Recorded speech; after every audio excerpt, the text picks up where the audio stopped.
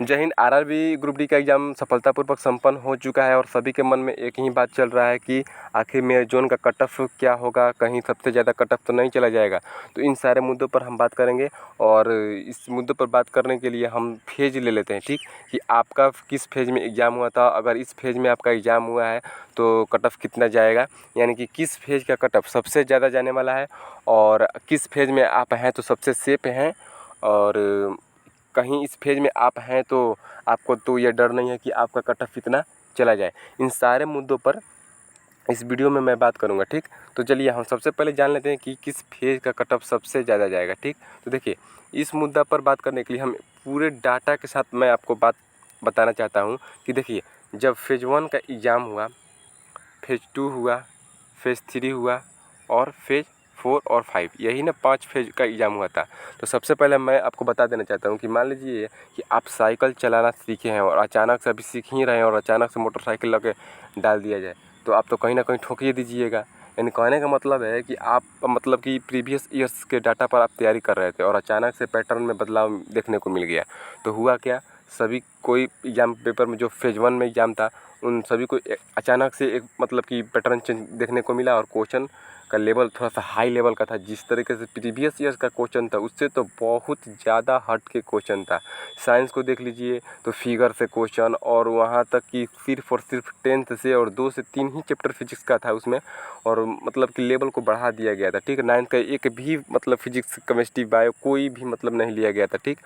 और यहाँ रीजनिंग की बात करें तो रीजनिंग तो पूरा का पूरा चेंज था। 7 से 8 तो पजल और सिटिंग अरेंजमेंट मिलाकर हो गया था, और कोडिंग डिकोडिंग में भी लेवल हाई करके दिया गया था। नंबर सीरीज जो मिसिंग नंबर होता है उसमें भी मतलब कि हाई लेवल को थोड़ा सा बढ़ा करके दिया गया था। तो इन सारे चीज़ में मतलब कि कहें तो पूरा एग्ज़ाम का पैटर्न तो जो था वो पूरा चेंज हो चुका था, ठीक। तो अचानक से अगर चेंज होने को मिलेगा तो आप सोच ही सकिएगा आप करिएगा क्या, क्योंकि प्रीवियस ईयर पर जब आप सारे क्वेश्चन को देख के गए हैं तो इसमें फेज़ 1 वालों को सबसे ज़्यादा झटका लगा।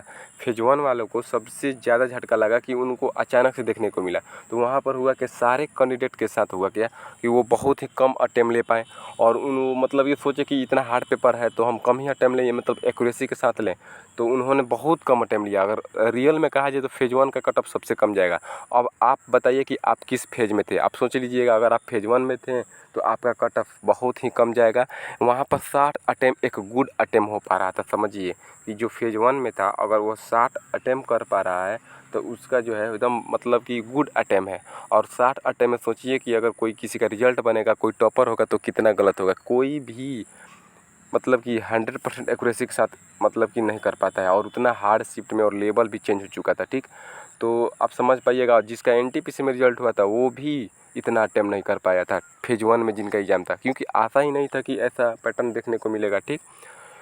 तो देखिए, जिसका भी फेज़ 1 में था अगर 60 अटेम्प्ट किए हैं तो आप मतलब कि आप अच्छे तैयारी किए हैं और 60 अटेम्प्ट किए हैं तो समझिए कि आपका 100% रिजल्ट होगा। क्योंकि देखिए, अगर अच्छे तैयारी किए होंगे तो आप 5 प्लस के गलती में होंगे या 10 के नीचे होंगे, यानी 10 के अप्रॉक्स आप मतलब गलत किए होंगे, यानी वही आपका कट मतलब 50-55 के बीच में आप लोग का मतलब कट ऑफ रहने वाला है 100%। जो जिनका फेज़ 1 में था, ठीक, इनका जो है कट ऑफ कम होने वाला है, ठीक। अब बात कर ले फेज़ 2 में। तो फेज़ 2 में ये हुआ कि फेज़ 1 का जो एग्ज़ाम हुआ तो फेज़ 2 वाले जितने भी कैंडिडेट थे वो सारे पैटर्न को देख लिए, ठीक। सारे जब पैटर्न को देख लिए तो उनको थोड़ा सा मतलब कि सीटिंग अरेंजमेंट जो मतलब कि जो पैटर्न बदल रहा था, जैसे साइंस में जो चित्र वगैरह मतलब कि जो भी पैटर्न बदल रहा था उन सारे 1-2 क्वेश्चन को देख लिए। तो देख लिए तो उनका थोड़ा सा कॉन्फिडेंस बढ़ गया कि हाँ, इस लेवल का पेपर आ रहा है, ठीक। तो उन्होंने थोड़ा सा क्वेश्चन दिखा तो वहाँ से अटेम्प्ट अच्छा लिए, यानी 65 से 70 तक अटेम्प्ट लेना चालू कर दिए, ठीक।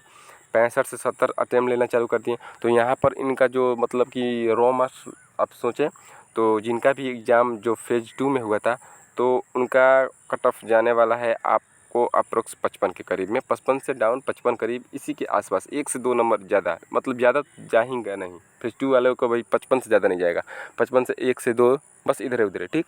तो फेज़ 2 का भी आप समझ लिए। लेकिन हम बात करते हैं फेज़ 3 और फेज़ 4।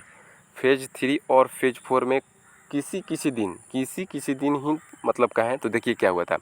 जितने भी फेज़ 1 और फेज़ 2 का एग्ज़ाम हुआ था वो फेज़ 3 और फेज़ 4 में मतलब कि रिपीट क्वेश्चन सबसे ज़्यादा अगर रिपीट क्वेश्चन देखने को मिले हैं तो फेज़ 3 और फेज़ 4 में। क्योंकि 12-15 10 12-15 इसी तरह के से क्वेश्चन रिपीट हो रहे थे इस सारे एग्जामों में, ठीक।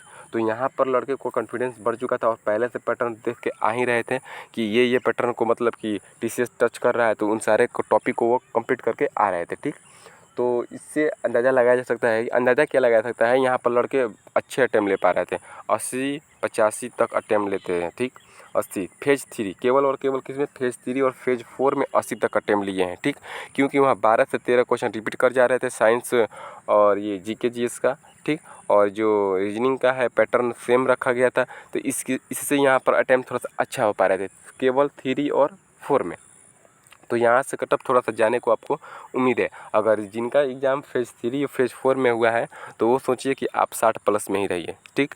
60 प्लस में ही रहिए, आप कटअप उतना ही होगा। जिनका एग्ज़ाम फेज़ 3 और फेज़ 4 में हुआ है, कोई शिफ्ट ऐसा था कि थोड़ा सा हार्ड आ गया था, कैलकुलेटिव आ गया था, तो उन सारे शिफ्ट को थोड़ा सा मैनेज मतलब नैविगेशन में उनको थोड़ा सा अच्छा नंबर मिलेगा, ठीक। लेकिन हालांकि फेज़ 3 और फेज़ 4 के लिए ऑफिशियल ये कहें तो उनका कटअप थोड़ा सा 60 प्लस के करीब में रहेगा, ठीक।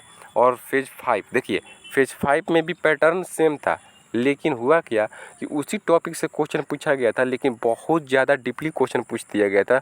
और फेज़ 5 में सिर्फ और सिर्फ हुबली जोन वालों का एग्ज़ाम हुआ था। तो हुबली जोन वालों में जिनका एग्ज़ाम हुआ था, तो 6 अक्टूबर को जो एग्ज़ाम हुआ था उसमें सबसे ज़्यादा जो हार्ड शिफ्ट था, तो हार्ड शिफ्ट आपको थर्ड शिफ्ट था 6 अक्टूबर में, और फर्स्ट शिफ्ट था, सेकेंड शिफ्ट और हार्ड भी था उसमें जो 6 अक्टूबर को हुआ था। मतलब यूँ कहें कि 6 अक्टूबर का ओवरऑल सारा मतलब शिफ्ट हार्ड ही था, ठीक। लेकिन वो सबसे ज़्यादा हार्ड था 6 अक्टूबर में शिफ्ट 1 और शिफ्ट 3, और 11 अक्टूबर में सेकेंड शिफ्ट था जो बहुत ज़्यादा हार्ड था। लेकिन यूँ कहें तो ओवरऑल मिला दे फेज 5 का तो मॉडरेट पेपर था, ठीक, मॉडरेट पेपर था। और थोड़ा सा जितने भी जैसे फेज़ 1 फेज़ 2 फेज़ 3 फेज़ 4 में जो एग्ज़ाम का पैटर्न वही था, लेकिन वहाँ से क्वेश्चन को थोड़ा सा डिफ़िकल्टी लेवल को बढ़ा दिया गया था, और थोड़ा सा उनको कैलकुलेटिव देके और टॉपिक को दिया था, लेकिन टॉपिक सबसे गहरा क्वेश्चन वहाँ से पूछ दिया गया था। तो यहाँ पर भी अटेम्प्ट बहुत कम ले पा रहे थे, ठीक। फेज 5 में भी अटेम्प्ट बहुत कम जा रहा था, यहाँ तक कि जिनका मतलब कि अच्छा गुड अटेम्प्ट माने तो यहाँ 65 हुआ था। 65 एक गुड अटेम्प्ट होगा फेज 5 में। अगर आप अटेम्प्ट जब इतना कीजिएगा तो उतना हार्ड पेपर का लेवल होगा, तो आपका 10 5 15 ये मतलब 10 के नीचे 10 के अप्रॉक्स 1 से 2 यानी 10 12 8 7 इतना तो गलत होगा ही, ठीक। अगर इतना आप गलत मान लेते हैं करीब तो समझिए कि आपका जो कटअप होगा वो 50 और 55 के बीच में वेरी करेगा, यानी कि आप 50-55 के बीच में है। और देखिए मैं आपको बता देना चाहता हूँ कि जितना भी ये कटअप बताए हैं सिर्फ और सिर्फ यूआर के लिए बताए हैं, 50-55 जो भी बताए हैं यूआर के लिए बताए हैं। अगर आप ओबीसी से हैं तो 1 2 3 मार्क्स आप कम कर लीजिएगा, और इसी तरह ईडब्ल्यूएस और एसटी आप एसटी एससी जो होंगे वो कम कर लीजिएगा, ठीक। ये यूआर के लिए एक सेफ मतलब है। अगर आप एसटी एससी से हैं, अगर आपका इतना बना तो सबसे ज़्यादा सेफ में है, ठीक। तो जो फेज 5 में है उनका कटअफ 50 और 55 के बीच में वेरी करेगा, या कम भी हो जाएगा, इतना उम्मीद रखिए आप, कम भी हो जाएगा, ठीक। जिस तरीके से यहाँ पर क्वेश्चन का लेवल था, तो इस सारे फेज को आप कटअफ देख लिए, और आप सोचिए कि आप किस फेज में, सोचिए कि आप जानते हैं कि आप किस फेज में हैं, तो किस फेज में आपका एग्ज़ाम था, कौन से जोन थे तो कमेंट करके आप ज़रूर बताइएगा कि आपके कितने बन रहे हैं, कोई किस फेज में थे, कौन सा आपका जोन है, ठीक। तो मिलते हैं अगले वीडियो में, तब तक के लिए जय हिंद। और आप चाहिएगा वो पर्सनल कोई जोन का कट ऑफ का वीडियो बनाने के लिए तो आप कमेंट कर दीजिएगा, मैं उसका एनालिसिस करके और बहुत बढ़िया तरीके से कट ऑफ का वीडियो एक बना दूंगा। मिलते हैं अगले वीडियो में, जय हिंद।